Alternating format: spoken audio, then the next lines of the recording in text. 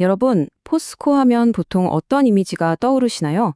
아마 세계적인 철강 기업, 또 우리 경제의 든든한 버팀목, 이런 것들이겠죠? 그런데요, 지금 우리가 너무나 당연하게 생각하는 이 포스코라는 거대한 신화가 정말 아무것도 없던 그야말로 잿더미 위에서 시작됐다는 이야기 혹시 들어보셨나요?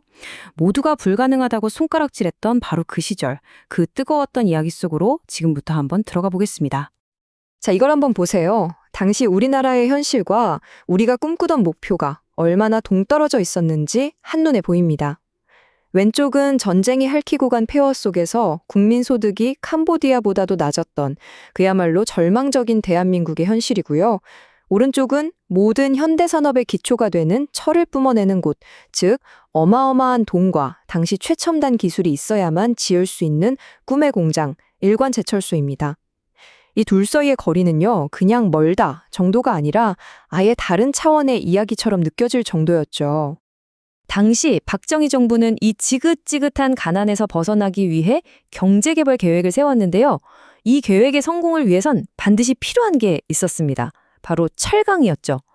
도로를 깔고 공장을 짓고 배를 만들고 뭘 하려고 해도 철 없이는 시작조차 할 수 없었으니까요. 말 그대로 나라를 일으켜 세울 뼈대가 필요했던 겁니다.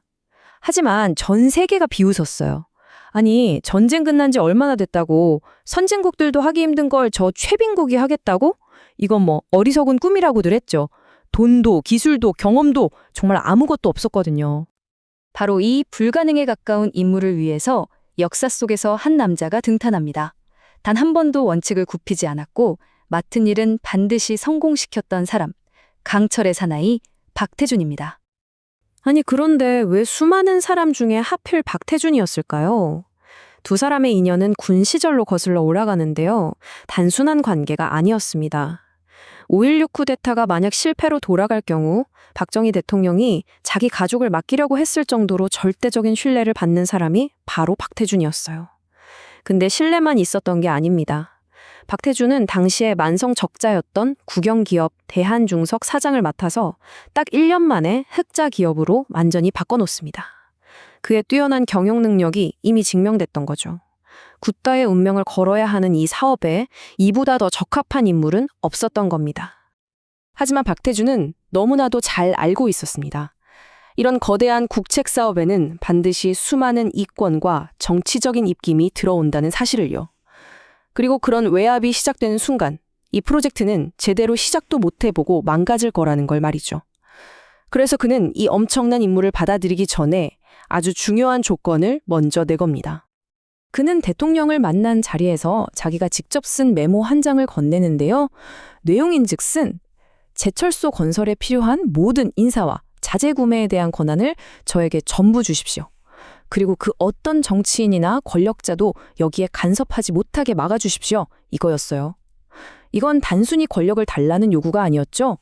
부패나 비효율이 끼어들 틈을 원천적으로 차단하고 오직 제철소 성공이라는 목표 하나만 보고 달리겠다는 약속이자 선언이었습니다. 정말 놀랍게도 박정희 대통령은 그 메모를 읽어보더니 그 자리에서 바로 사인을 해줍니다. 이 서명 하나가 바로 훗날 모든 정치적 외풍을 막아주는 방패가 된 전설의 종이 마패가 된 거죠. 이 종이 한 장 덕분에 포스코는 처음부터 청탁이나 비리 없이 오직 실력과 원칙만으로 움직이는 조직이 될 수 있었습니다. 그리고 이게 바로 기적의 가장 단단한 첫 번째 추춧돌이었습니다. 자, 이렇게 대통령의 절대적인 신임이라는 가장 강력한 무기를 손에 쥐었으니 이제 좀 순탄하게 풀릴 것 같죠? 천만에요. 진짜 싸움은 이제부터 시작이었습니다. 현실의 벽은 정말 상상 이상으로 차갑고 높았습니다. 미국과 서유럽 국가들이 모여 만든 국제제철차관단 키사와 협상을 시작했는데요. 문제는 그들이 내민 계약서가 완전히 함정투성이었다는 겁니다. 쉽게 말해서 돈은 빌려주겠다고 하면서 정작 언제 어떻게 줄 건지 또 공사가 잘못되면 누가 책임질 건지 같은 제일 중요한 내용들은 쏙 빼놓은 거예요. 정부의 다른 고위 관료들은 일단 사인부터 하자고 난리였지만 박태준은 버텼습니다. 이런 식으로는 절대 제대로 된 제철소를 지을 수 없다고 말이죠. 이 지루하고 힘든 싸움 끝에 KISA가 내린 최종 통보는 불가능이었습니다. 한국은 돈도 기술도 사람도 없어서 제철소 건설은 성공 가능성이 없다. 이렇게 딱 잘라 말하면서 모든 지원 계획을 없던 일로 해버린 거죠. 지난 10년 동안 공들여왔던 국제차관 도입 계획이 한순간에 물거품이 되는 정말 참담한 순간이었어요. 그야말로 사면초가였습니다. 사방이 꽉 막힌 거죠. 박태준과 정부 관계자들은 자금을 구하려고 전 세계 안 가본 데 없이 뛰어다녔지만 돌아오는 대답은 차가운 거절뿐이었습니다. 마지막 희망이라고 생각했던 세계은행과 미국마저 등을 돌리면서 대한민국의 제철소라는 꿈은 이제 정말 꺼지기 직전에 촛불 신세가 되고 말았습니다. 모든 문이 닫혔다고, 이제 모든 게 끝났다고 생각한 바로 그 순간, 정말 누구도 예상치 못했던 마지막 자금줄이 모습을 드러냅니다. 가장 극적이면서도 동시에 가장 무거운 의미를 지닌 돈이었습니다. 바로 대일 청구권 자금이었습니다. 이게 뭐냐면 우리가 일본의 식민 지배를 받은 것에 대한 피해 보상 성격으로 받은 돈이에요. 말 그대로 우리 할아버지, 할머니 세대의 피와 땀, 눈물이 서려 있는 정말 한 푼 한 푼이 남다른 의미를 가진 돈이었죠. 심지어 이 돈은 원래 일본이 한국의 공업 발전을 견제하려고 농업이나 어업 분야에만 쓰도록 묶어놓은 돈이었습니다. 박대중과 정부는 정말 필사적인 외교 노력 끝에 일본을 설득해서 이 자금의 일부를 제철소 건설에 쓸 수 있게 만듭니다. 그리고 박태준은 직원들에게 이 돈의 의미를 밤낮으로 정말 귀에 못이 박히도록 이야기했어요. 이건 그냥 공사비가 아니다. 우리 조상들의 피값이다. 그러니 여기서 단돈 1원이라도 헛되이 쓰거나 부정하게 쓰는 놈은 민족 앞에 죄를 짓는 거다. 라고요. 그리고 여기서 그 유명한 우샹우 정신이 타생합니다. 제철소 건설은 이제 더 이상 실패해도 그만인 사업이 아니게 된 거죠. 만약 실패하면 조상님들 앞에 얼굴을 들 수 없는, 반드시 목숨을 걸고 성공시켜야만 하는 숭고하고도 비장한 사명이 된 겁니다. 사직생, 죽기를 각오하면 반드시 산다는 바로 그 정신이었죠. 자, 이렇게 조상의 피값이라는 가장 무겁고 절박한 자금은 확보했는데 아직도 넘어야 할 진짜 큰 산이 남아 있었습니다. 바로 기술이었죠. 돈이 아무리 많아도 설계도 한 장, 기술자 한 명 없으면 쇠 한 조각 만들어낼 수 없잖아요. 박태준은 다시 일본으로 갑니다. 사실 일본 입장에선 미래의 경쟁자가 될 한국에 자기들 기술을 선뜻 내줄 리가 없었죠. 그는 일본 철강업계의 거물들을 정말 끈질기게 만나서 설득하고 또 설득했습니다. 특히 당시 일본 최대의 철강회사였던 신일본제철의 이나야마 회장의 마음을 얻으려고요. 그가 좋아하는 일본 노래를 몰래 알아내서 외워 부를 정도의 정성을 보였다는 일화는 아주 유명합니다. 조국을 일으켜 세우겠다는 그의 이런 순수한 열정과 집념에 굳게 닫혀있던 일본 거인들의 마음도 결국 움직이기 시작했습니다. 그리고 마침내 수많은 사람들의 그 땀과 눈물, 그리고 비장한 각오가 하나의 결실을 맺는 역사적인 날이 밝았습니다. 1973년 6월 9일 포항의 제1고로에서 대한민국 역사상 최초의 쇳물이 드디어 터져 나왔습니다. 용광로에서 그 붉고 뜨거운 쇳물이 쏟아져 나오는 걸 본 순간 현장에 있던 모든 사람들이 정말 약속이나 한 듯이 만세를 외치면서 엉엉 울었다고 합니다. 그건 단순히 기뻐서 흘린 눈물이 아니었을 겁니다. 온갖 무시와 좌절을 딛고 마침내 우리도 할 수 있다는 걸 증명해낸 그 벅찬 감격.